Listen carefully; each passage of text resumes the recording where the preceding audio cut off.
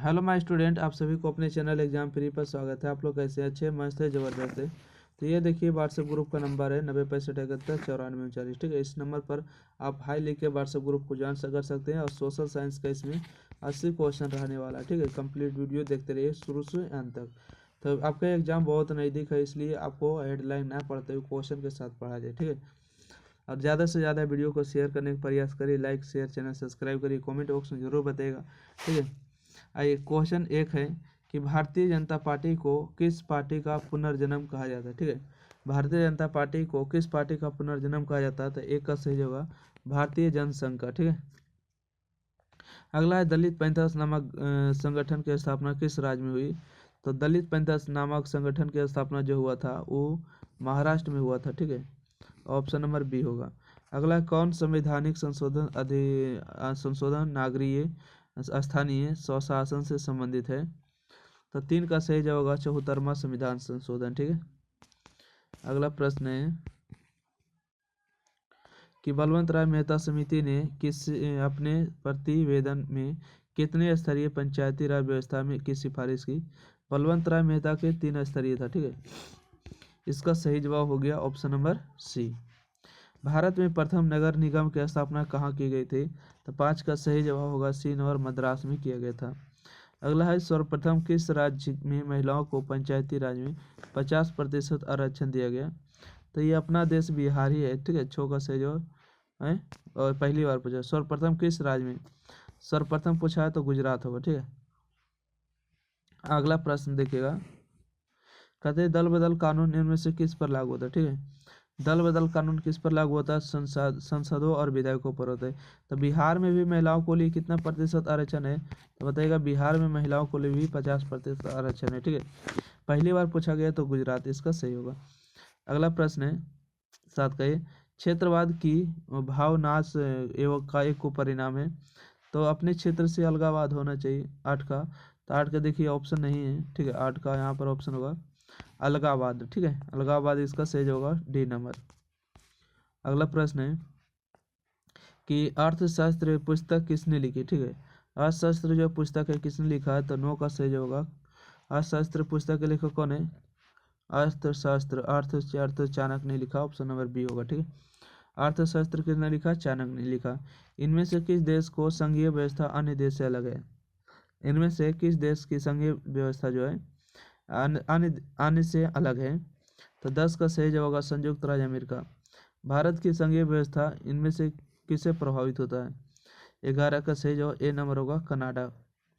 भारतीय संविधान की किस अनुसूची में राष्ट्रीय भाषाओं की सूची है, तो वो 8वीं होगा, है ना। 12 का डी नंबर का सही होगा। 8वीं अनुसूची में जो है भारतीय भाषाओं को सूचना है।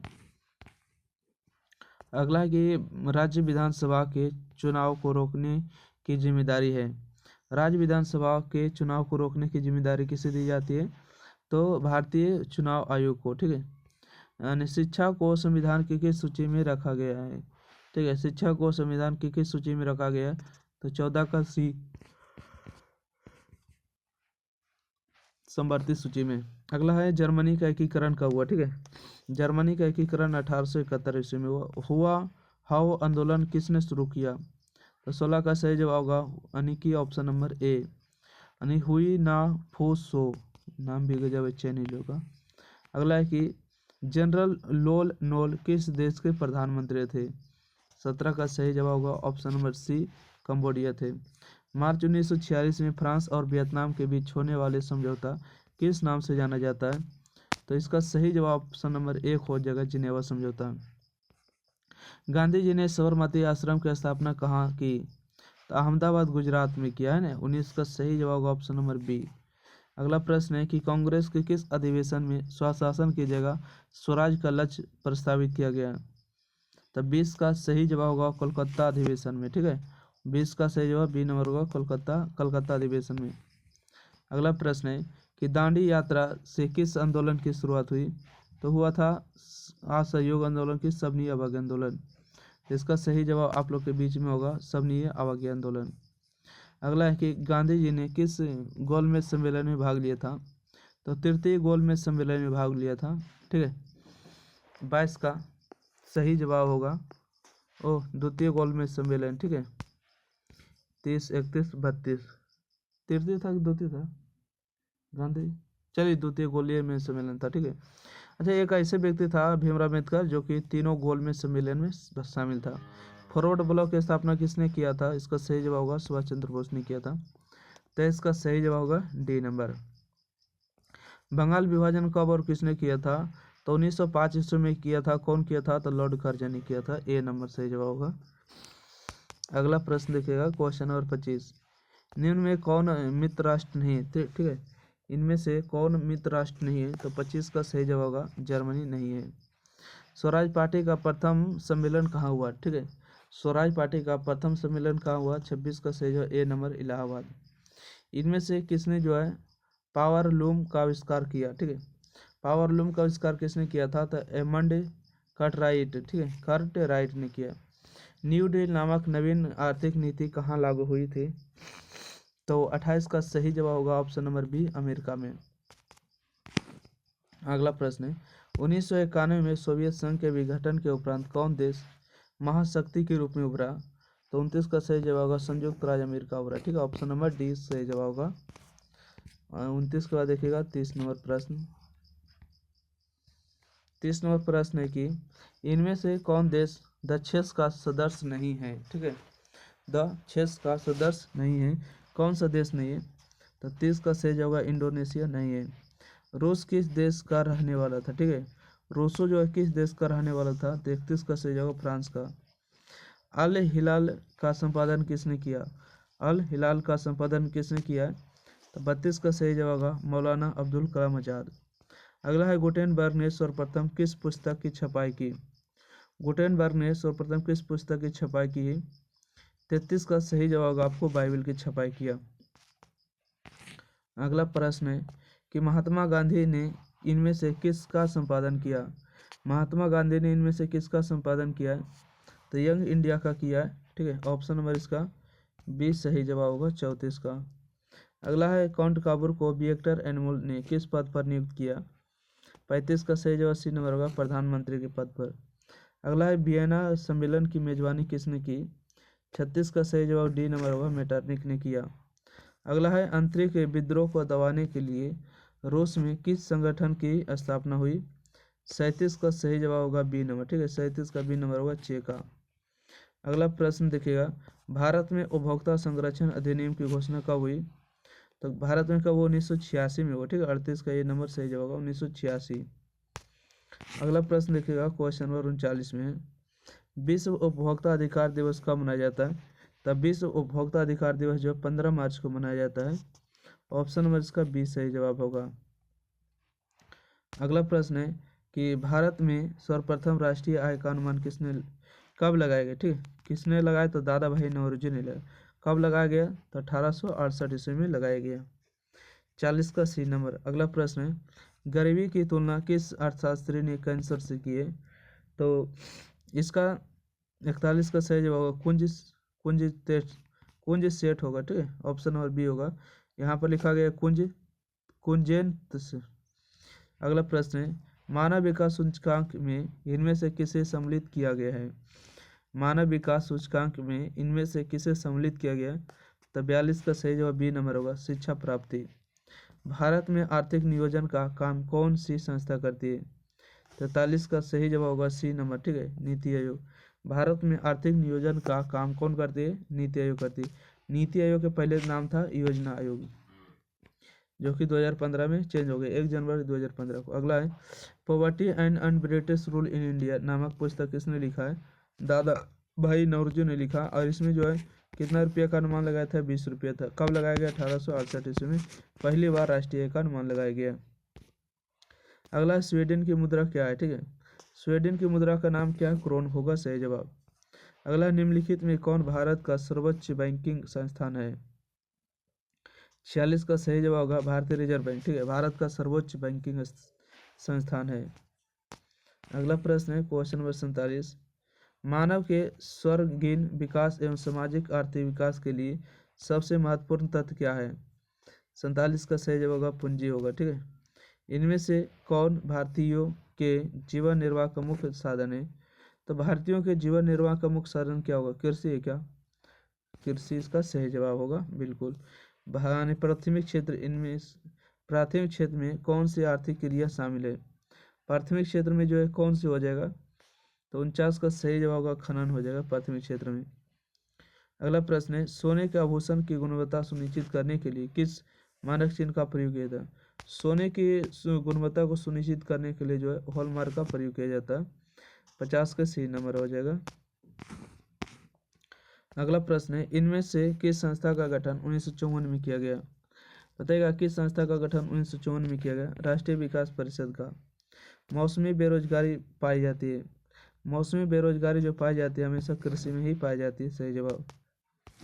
अगला प्रश्न है, पूंजीवादी अर्थव्यवस्था का गुण है, ठीक है। पूंजीवादी अर्थव्यवस्था का गुण है, क्या गुण है? तो होगा आपको साधनों का निजी स्वामित्व, ठीक है, साधनों का निजी स्वामित्व। तरुण भारत का संघ का संबंध किस राज्य से है? 54 का सही जवाब होगा राजस्थान से। रूस के सहयोग से किस विद्युत संयंत्र का निर्माण किया गया? 55 का सही जवाब बी नंबर होगा, बी नंबर कुडनकुलम परमाणु विद्युत गिरा। अगला, प्रारंभिक जीविका कृषि को इस नाम से भी जानी जाती है, कौन सी? तो देखिए इनमें से सभी होगा, झूम, पलामू, द्वीप, इनमें से सभी इसका राइट आंसर होगा। यानी प्रारंभिक जीविका कृषि को सभी नाम से जानी जाती है। 56 का कौन सही जवाब होगा? डी नंबर बिल्कुल सही होगा, इनमें से सभी। अगला प्रश्न है, डेक्कन ओडिसी किस राज्य में चलाई जा रही है, ठीक है। डेक्कन ओडिसी जो है किस राज्य में चलाई जा रही है? तो इसका सही जवाब होगा महाराष्ट्र में चलाई जा रही है। भारत में वायु परिवहन का राष्ट्रीयकरण कब किया गया? भारत में वायु परिवहन का जो राष्ट्रीयकरण जो है कब किया गया? इसका सही जवाब 1953 में। इंदौर बंदरगाह किस राज्य में स्थित है, ठीक है। इंदौर जो बंदरगाह किस राज्य में स्थित है? तो इसका सही जवाब होगा तमिलनाडु में स्थित है। अगला है कि बिहार की प्राचीनतम नदी घाटी परियोजना है, तो कोसी नदी घाटी परियोजना होना चाहिए, ऑप्शन नंबर सोन नदी घाटी परियोजना होगा, option number A. Nanda Devi राष्ट्रीय उद्यान कहाँ स्थित है? नंदा देवी राष्ट्रीय उद्यान जो है उत्तराखंड में होगा, ऑप्शन नंबर बी, ठीक है। नंदा देवी राष्ट्रीय उद्यान उत्तराखंड में होगा। अगला प्रश्न है, चिपको आंदोलन की शुरुआत किसने की? तो चिपको आंदोलन की शुरुआत किया था सुंदरलाल बोगुना ने, और नर्मदा बचाओ आंदोलन की शुरुआत किया था मेघा पाटेकर ने। अगला प्रश्न है कि बिहार में कितने प्रतिशत भौगोलिक क्षेत्रों में वन का फैलावा? तो 7% होगा, 63 का सही जवाब डी नंबर। इनमें कौन कार्बनिक खनिज नहीं है, ठीक है। इनमें कौन जो कार्बनिक खनिज नहीं है? तो प्राकृतिक गैस नहीं है। सीमेंट उद्योग का कच्चा माल क्या है? सीमेंट उद्योग का कच्चा माल हो जाएगा चूना पत्थर, ए नंबर सही जवाब होगा। अगला कि भारत का पहला तेल शोधक कारखाना कहाँ स्थित है, ठीक है। भारत का पहला तेल शोधक कारखाना कहाँ स्थित है? इसका सही जवाब होगा सी नंबर होगा डिगबोई में, ठीक है। असम के डिगबोई में हो जाएगा, 66 का सी नंबर।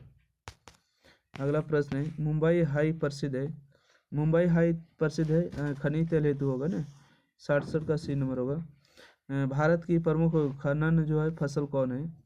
68 का सही जवाब बी नंबर होगा चावल होगा। जूट उत्पादन में कौन देश अग्रणी है? तो जूट उद्योग में अग्रणी देश कौन है? तो इसका सही जवाब होगा भारत होगा, ठीक है, ऑप्शन नंबर डी। इन राज्यों में कौन लॉ एक्स का अग्रणी उत्पादक है? 70 का सही जवाब डी नंबर होगा झारखंड होगा, ठीक है, झारखंड। अगला प्रश्न है, किसे बिहार का रेशम नगर कहा जाता है, ठीक है। किसे बिहार का रेशम नगर कहा जाता है? 71 का सही जवाब डी नंबर भागलपुर होगा। बिहार की अर्थव्यवस्था में किस क्षेत्र का सर्वाधिक योगदान है? बिहार की अर्थव्यवस्था में किस क्षेत्र का सर्वाधिक योगदान होता है? सेवा क्षेत्र का। 72 बिहार में पूछा है तो हो जाएगा कृषि, ठीक है। भारत की अर्थव्यवस्था में पूछेगा किस क्षेत्र का सर्वाधिक योगदान है, तो बताइएगा सेवा क्षेत्र का। अगला बढ़े, बिहार की बड़ी त्रसादी में से एक है, बिहार की बड़ी जो है तबाही हो रहा है उसमें से एक क्या है? 73 का सही जवाब होगा बी नंबर बाढ़ हो जाएगा। यानी कुशा तटबंध किस नदी पर है? 74 का सही जवाब होगा कोसी नदी पर है। अगला प्रश्न है, सतलज नदी पर कौन सा कृत्रिम जलाशय बनाया जाए? सतलज नदी पर हो जाएगा 75 का सही जवाब ए नंबर होगा नागार्जुन सागर परियोजना सतलज नदी पर है। अगला प्रश्न देखिएगा, आपदा प्रबंधन का प्रमुख घटक कौन है, ठीक है। आपदा प्रबंधन का प्रमुख घटक कौन है? तो इसका सही जवाब होगा इनमें से सभी, स्थानीय स्वशासन, स्वयं सेवी संगठन, ठीक है, गांव मोहल्ले के लोग, इनमें से सभी होगा। अगला है सुदूर संवेदी उपग्रह का प्रयोग किस लिए किया जाता है? इसका सही जवाब होगा देखिए दूर संचार के लिए, संसाधनों की खोज के लिए, मौसम विज्ञान के लिए, इनमें से सभी राइट आंसर होगा। चलिए 77 के बाद आ जाइएगा 78 नंबर प्रश्न है, 78, 79, 80, ठीक है। यहाँ पर है 26 दिसंबर 2004 को विश्व में किस हिस्से में भयंकर सुनामी आया था? 78 का सही होगा हिंद महासागर में, ठीक है, हिंद महासागर। भारत में अत्यंत विनाशकारी भूकंप कब आया? भारत में अत्यंत विनाशकारी भूकंप कब आया? तो 79 का नंबर होगा 1934 में। सुनामी किस भाषा का शब्द है? ठीक है, सुनामी किस भाषा का शब्द है? 80 का सी नंबर होगा जापानी भाषा का। तो इस प्रकार से जो है आपको 80 क्वेश्चन कंप्लीट हो गया। वीडियो अच्छा लगे लाइक करिए, शेयर करिए, चैनल को सब्सक्राइब करिए। अब व्हाट्सएप ग्रुप में जुड़ना है तो जुड़िए 90 65 71 94 39, ठीक है। और आपको बता दें कि एग्जाम पेपर पर आपको सारा वीडियो आपको देखने को मिलता है। आप मैथ को भी चेकआउट कर सकते हैं, ठीक है, सारा विषय को मिलता है, ठीक है। तो जाइए पढ़िए मैराथन क्लास के साथ। थैंक यू, धन्यवाद। वीडियो को लाइक शेयर, चैनल को सब्सक्राइब, कमेंट करना ना भूलें।